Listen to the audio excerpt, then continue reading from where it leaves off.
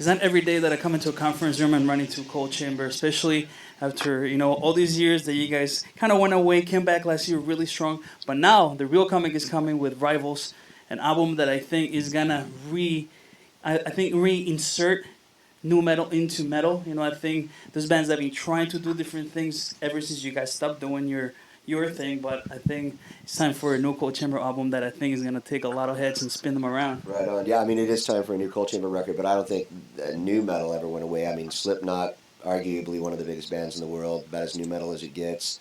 System of a Down, Deftones. I mean, I can go on forever, man. So I don't think the scene ever left. We left the scene. Korn, they've all been around.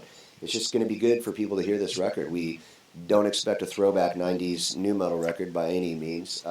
They moved forward with their music, and I moved forward vocally and lyrically, and it's one hell of a record. So it's good to be back. And from the moments in the studio that you spent, what are some of those moments, those songs that you kind of were like, oh, you know what, we have something really special going on? Honestly, the I Owe You Nothing, when I remember hashing it out with these guys in the studio, and I was like, this, I feel like this is going to be, quote unquote, the single. I just right away, or for some reason, it felt like a single to me. And I mean that like I feel that was going to be the song, the leading track. Yeah, you're right. And you guys, tell me more about the behind the scenes, about what went on in order for the band to be able to work back together. It was just a lot of time and communication over the years to get us back together, because we never used to communicate back in the day like we do now. So just all the time had to pass, and we could have forced the comeback throughout the years many times just to get back and do it.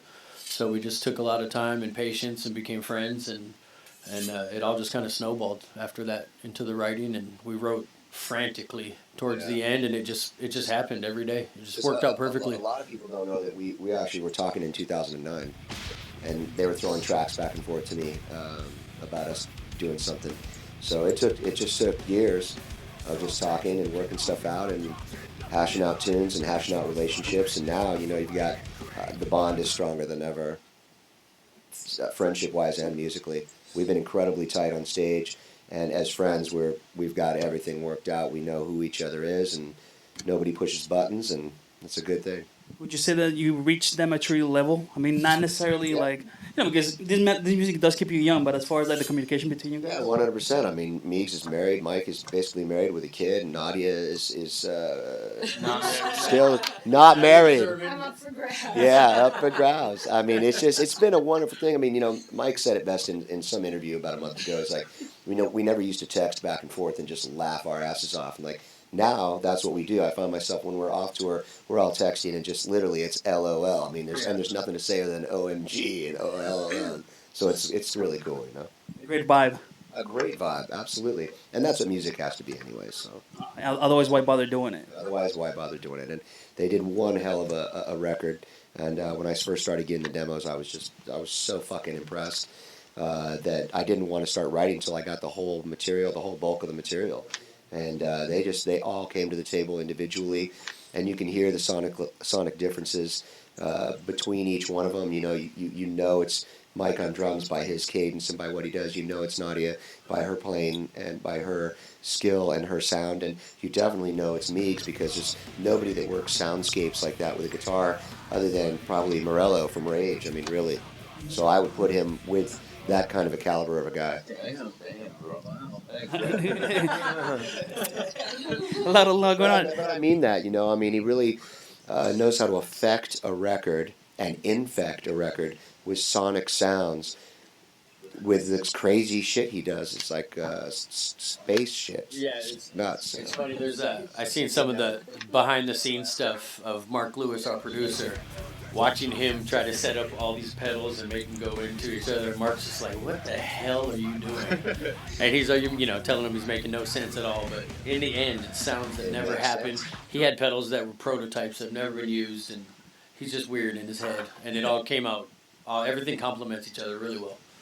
But that's always been the thing about Cold Chamber. We have a different sound than any of those bands that we just mentioned.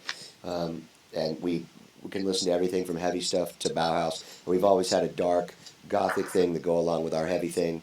And I think that's just what makes us different. We're sonically different than any of the bands in the genre that came out with us. And Nadia, how does it feel to be the only lady between these group of guys? Is there a lot of like hazing going around? How does that relationship between them? punches Not us at all. in the face, baby. Yeah. You don't take it. She No. beats us. Yes, I spanked them. I'm very good at it. Had a lot of training. Is that part of the warm up of every show? Yes, actually. In She's fact, very- we're she's due for very- one right now. Yeah, she's very German in her spanking methods. Hands do wonders. Yeah. Wow. Let's do wonders. But you can see, it's been, you use all these words, and you don't want, it's like, it's been special. It's been a blessing. It almost sounds cliche, but you know what?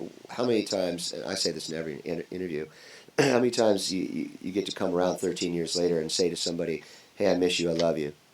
A job you walked out on wrongly, go back into the boss, go, sorry, or whatever, and you never get a chance to do that. And we got that chance, and we took it. It was like, at one point, we were all standing on the precipice on the cliff, and we all said jump all together. Now we're here with an incredible record and great shows and meet and greets that are great every day, that we hear stories from people that are incredible, and it's been a blessing, man. Any memorable stories with any of the fans you met on these meet and greet sessions you have so far? I guess the main one was where this guy proposed to his now fiance. Yeah. That was pretty memorable. He was Pretty nervous. intense. thing she said yes. Yeah. She was gonna say yes, whether she did or not. We would have Yeah. made her say yes. But it's crazy. You get the 7-year-old kid with the mohawk that knows every word, and you get the 17-year-old kid who's like named after me, and then you get the family of 5 that come, that from 10 on up, and they all want a photo with us, and they're all wearing Cold Chamber shirts. It's just been unbelievable, And then you look out, and at first you think, well, we're coming back after 13 years. You're going to see a bunch of older people out there, definitely not in their 20s, but it is just a field of young and mature people that are unbelievably music fans and fans of what we do, and it's been a pleasure. Different generations now of fans of Cold It's Chamber. incredible. I mean, you look in the front row, and it's all kids that weren't even born when we put out our first record, Yeah, right. and they're singing every word, and so you're like, okay, we're doing something right. This is the right time, and it's been killer. And backed by Napalm Records has been also a great thing, because we have a label that's absolutely behind us, and whatever we want to do, they didn't say, well, we want a 90s record, When they got the record, they said, man, this sounds unbelievable. This is on fire, and it doesn't sound like a throwback record. And I said, I didn't want to be part of a throwback record, and the way that these guys were writing, they couldn't. Yeah. So when I first started getting demos from them, I was like, what is this, People don't know this, but the first shows we did were in Australia. Yeah. And Meegs was listening to his headphones, and I grabbed him from him, coming back on a bus or whatever, from one of the shows, and I was like, what is this music? And he's like, I've been writing it. And I'm like, for who? He's like, I don't know. I said, I want to lay vocals on this stuff, man. This is incredible. So from there, it just kind of spiraled, So you guys first got together to do some shows to see if the chemistry was there before you actually committed to do a whole cycle of music and touring? Yeah, it was like, let's have fun. Let's not go out to see if the chemistry's right. Let's just go have fun. If we have fun, book another tour, which we did. Took it all the way around the world. And when we got home, we're like, now what? Well, the obvious choice is either you can't do a second reunion tour. Yeah. So it's either make music or, hey, let's talk 10 years from now. And it was like, we've got music. I said, I got 1 million lyrics. Let's do it. What were the feelings going, like when you guys were like counting down before you went on stage? What were some of the feelings that you guys remember from that day after so many years of not playing together? Well, I remember just looking backstage and watching Clown from Slipknot filming everybody. Oh, yeah. He was crying. And he was crying. Yeah. And I was like, yeah, okay, that's exactly how we feel. Like, that's it right there. And you look behind backstage, it was like every band was there to watch us go on. It was a really unbelievable showing of support from our peers and people we've helped, because when we started, when we were touring, we had gold records. We took Slipknot out on their first run ever. So to see those guys into what we were doing it's a pleasure, And from you watching that show, Behind the Drum Kit, what do you remember from that particular show? You can't remember nothing. I remember saying "Holy shit" for one, but yeah, just 70,000 people that first. it was Australia, so we barely got back together. It's the longest flight on the planet, and I don't sleep going to places on tour. I sleep on the way home, so I'm just super antsy. So I remember being extremely nervous, and you don't know how it's gonna go. Everything's fine on a phone call and on paper, until you actually get thrown into it.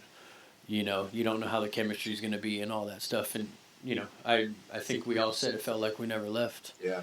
It was a weird thing. First notes of Loco to 60,000 people that all put their hands up, and the minute I was like, pull, that it went nuts. Yeah. Like I thought, oh shit, this thing is breaking loose completely. And after that much time. Yeah, and I do remember at one time looking over at Meegs and making eye contact, and him and I just going, fuck, like shit, it's awesome, man. Every time we try to carry on another vision.